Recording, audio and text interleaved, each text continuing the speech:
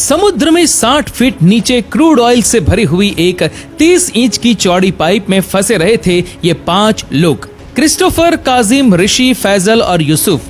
और पाइप में फंसे रहने के बाद उसके साथ जो हरकतें हुई वो उससे भी बुरी थी, क्योंकि इस हादसे में 5 में से 4 लोगों की तो मौत हो गई थी और वो 2 दिनों में इन लोगों के साथ जो घटनाएं हुई उससे आपकी रूह कांप जाएगी। चलिए जानते हैं पारिया डाइविंग एक्सीडेंट के बारे में।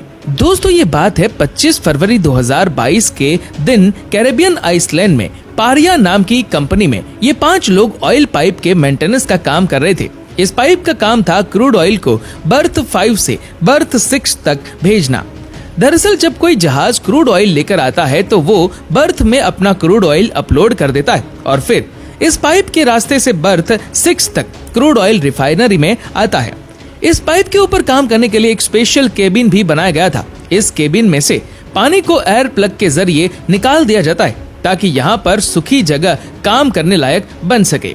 उस दिन इन 5 का काम था ईयर प्लग को निकालकर पानी को सुखाना, लेकिन ये 5 लोग जैसे ही ईयर प्लग को निकालते हैं, पानी का बवंडर इन 5 को अंदर खींच लेता है। ये पानी का प्रेशर इतना तेज था कि 90 सेकंड में 5 लोग पाइप में जाकर फंस जाते हैं और इनमें से एक वर्कर्स ने अपने सिर पर GoPro कैमरा लगा रखा था, जिसमें यह सारा हादसा कैद हो गया।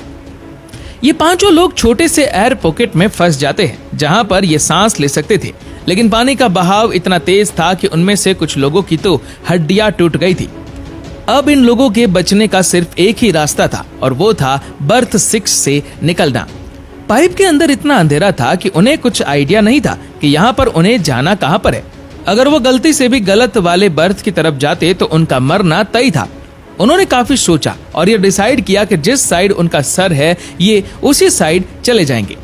दरअसल कुछ जगह ऐसी थी जहाँ पर वो सांस ले सकते थे, लेकिन कुछ ऐसी भी जगह थी जहाँ पर सिर्फ पानी ही पानी था। अगर वो सांस रोककर आगे जाने की कोशिश करते और गलती से भी उन्हें आगे सांस लेने की जगह न मिलती तो तुरंत उनकी मौत हो जाती। ऐसी हालत में इस जगह पर क्रिस्टोफर और काजिर डिसाइड करते हैं कि आगे वो दोनों अकेले जाएंगे। उन्होंने प्लान बनाया कि वो दोनों बाहर निकलकर बाकी तीनों के लिए रेस्क्यू टीम भेजेंगे। वो दोनों आगे बढ़े तो उन्हें एक एयर पॉकेट के पास पता चला कि उनके पास एक ऑक्सीजन टैंक पड़ा हुआ है। अब इससे वो पानी में ज्यादा देर के लिए जा सकते थे, लेकिन अफसोस की बात यह थी कि अंधेरा होने के कारण उन्हें ये नहीं पता था कि ऑक्सीजन टैंक में ऑक्सीजन खत्म होने वाली है। अचानक वो एक और चीज से टकराए और वो चीज थी एक और ऑक्सीजन टैंक, लेकिन इस ऑक्सीजन टैंक में इंस्ट्रूमेंट ही नहीं था जिसे मुंह में लगाकर ऑक्सीजन ली जा सके और इसीलिए उन्हें डायरेक्ट सिलेंडर को मुंह से लगाना पड़ा और इसी सिलसिले में पूरा क्रूड ऑयल उनके मुंह में चला गया। क्रूड ऑयल इतना गाढ़ा होता है कि अगर वो मुंह में या फिर आंखों में चला जाए तो बहुत जलन होती है। उस समय फैजल की हड्डियां टूटी हुई थी और ऑक्सीजन सिलेंडर भी उसका खत्म हो चुका था और इसीलिए क्रिस्टोफर को अकेले आगे जाना पड़ा। पाइप में तर कर ऊपर जाना इम्पॉसिबल था, इसीलिए उसने पाइप को जोर जोर से मार कर आवाज करना शुरू कर दिया। उसी समय रेस्क्यूअर्स उसकी आवाज सुनते हैं और उसे चेन डालकर बाहर निकालते हैं और क्रिस्टोफर ने बाहर आते ही सबको ये बोला कि उसके चारों दोस्त अंदर जिंदा है, लेकिन कंपनी ने रेस्क्यू टीम को पाइप के अंदर जाने की परमिशन नहीं दी। आने वाले 48 घंटों तक पारिया कंपनी ने कोई मदद नहीं पहुंचाई। चारों लोग बेचैनी में अंदर ही मारे गए। पारिया कंपनी पर इसके बाद पुलिस इंक्वायरी भी हुई, लेकिन उन्हें कोई सजा नहीं हुई और इस कंपनी ने मरे हुए लोगों के परिवार वालों को भी 1 रुपया तक नहीं दिया।